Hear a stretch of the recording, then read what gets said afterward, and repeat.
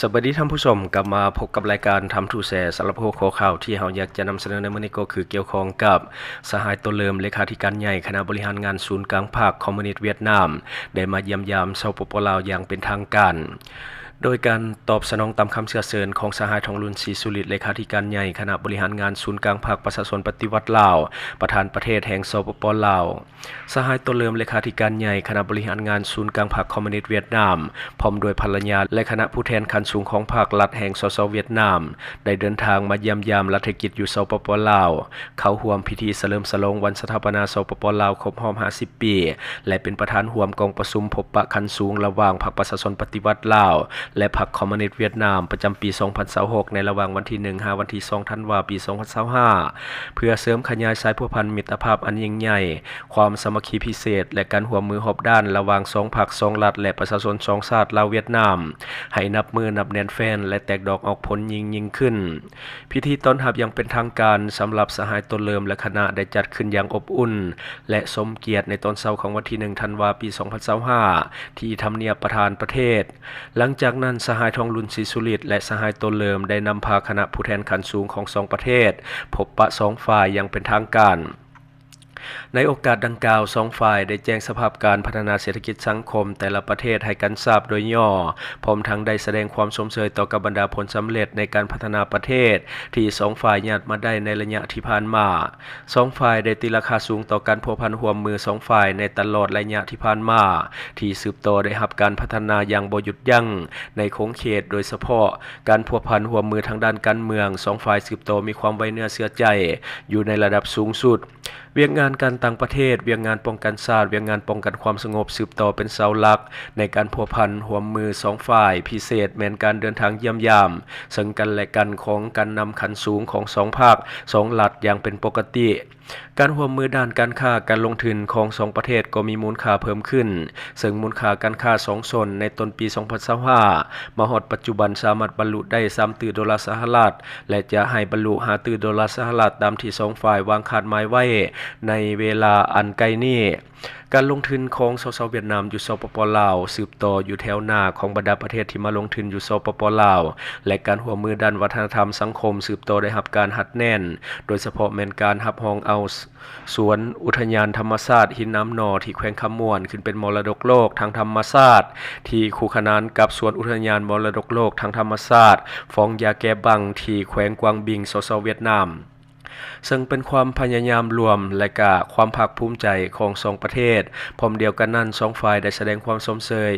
ต่อกับ2รัฐบาลที่ได้มีการประสานสมทบกันอย่างแน่นแฟ้นและมีประสิทธิภาพสูงในการจัดตั้งปฏิบัติโครงการร่วมมือของ2ประเทศซึ่งมาฮอดปัจจุบันมีหลายโครงการได้สำเร็จเช่นการมอบโครงการสร้างฐานข้อมูลในการคุ้มครองสมโนครัวและบัตรประจำตัวของพลเมืองลาวโครงการก่อสร้างศูนย์บำบัดปิ่นปัวและก็ฟื้นฟูสุขภาพผู้ติดยาเสพติดการเปิดน้ำใส้ท่าเทียบเรือเลข3ของท่าเรือวุงอางการประกาศรับรองเอาสถานที่ห้องหอยประวัติศาสตร์เส้นทางสายผู้หลวงเส้นทางโฮจิมินห์เบื้องดินลาวเป็นมรดกแห่งชาติระดับชาติทางด้านประวัติศาสตร์ของสปปลาวส่วนอุทยานมิตรภาพลาวเวียดนามที่จะมีพิธีเปิดน้ำใส้อย่างเป็นทางการในวันที่ 2 ธันวาคม ปี 2025 นี้นอกจากนั้น2ฝ่ายยังได้แลกเปลี่ยนคำคิดคำเห็นต่อกับสภาพการในภาคพื้นและสากลที่2ฝ่ายมีความสนใจร่วมกันในโอกาสนี้สหายทองลุนศรีสุริตได้แสดงความยินดีต้อนรับอย่างอบอุ่นและตีราคาสูงต่อการเยี่ยมยามในครั้งนี้ซึ่งถือเป็นครั้งทำอิฐของสหายตัวเริ่มในตำแหน่งเลขาธิการใหญ่พรรคคอมมิวนิสต์เวียดนามพร้อมทั้งได้ฝากความยืยามถามข่าวและคำอวยพรใส่ประเสริฐไปยังบรรดาสหายการนำพรรครัฐสสเวียดนามทุกทั่วหน้าพร้อมกันนั้นสหายทองลุนศรีสุริตได้ยืนยันคืนว่าพรรครัฐและประชาชนลาวจะสืบต่อรักษามูลเชื่อทนุถนอมสายพัวพันธ์ของ2ประเทศให้นับมือนับแน่นแฟ้นและเจริญงอกงามยิ่งขึ้นพร้อมทั้งได้ตั้งหน้าพรรครัฐและประชาชนลาวบรรดาเผ่าแสดงความรู้บุญคุณและขอบใจอย่างจริงใจมายังพรรครัฐและประชาชนเวียดนามไอ้น้องที่ได้ให้การช่วยเหลืออันใหญ่หลวงล้ำค่าทันการและมีประสิทธิผล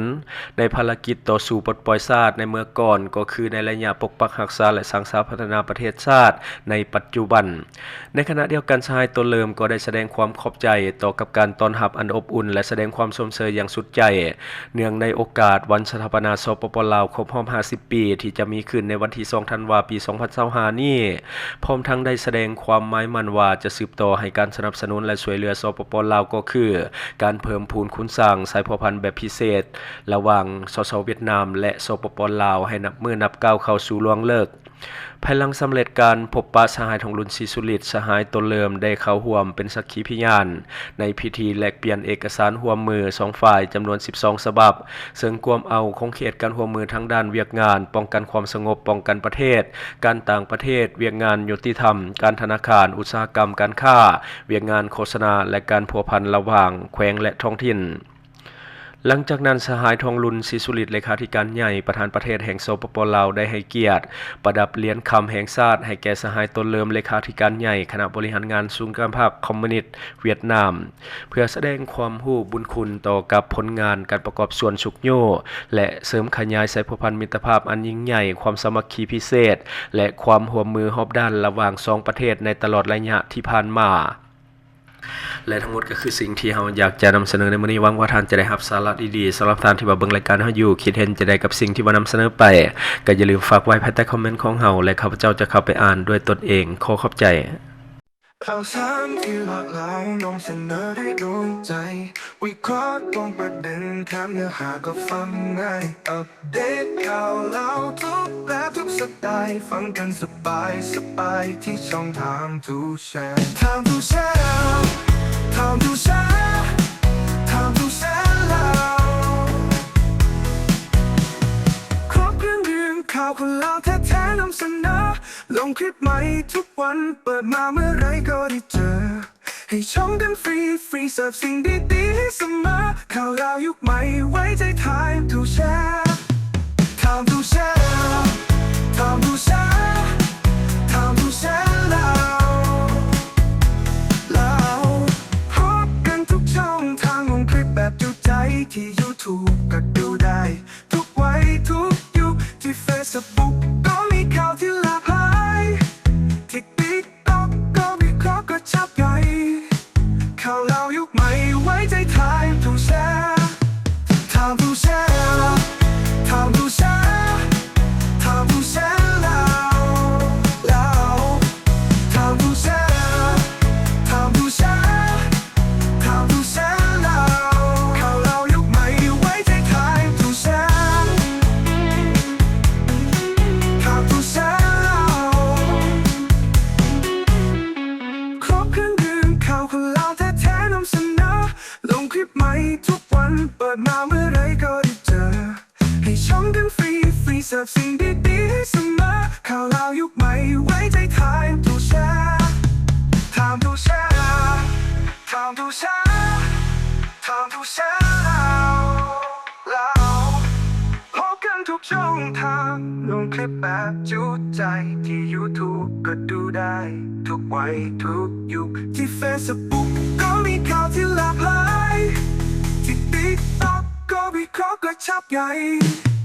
ข่าวเล่ายุคใหม่ไว้ใจ Time to share Time to share Time to share Time to share แล้ว Time to share Time to share Time to share แล้วข่าวเล่ายุคใหม่ไว้ใจ Time to share Time to share แล้ว ช่องทางที่คุณสามารถรับชมข่าวสารจาก Time to Share Studio Fanpage Time to Share Laos YouTube Time to Share TikTok Time to Share Laos Facebook สิงห์ดาราสายลินอยู่เมืองลาวใช้แต่เงินกีบลาวและส่งเสริมผลิตภัณฑ์ภายในเพื่อลดพรการนำเข้าสินค้าและแก้ปัญหาเงินตา Subscribe for more video.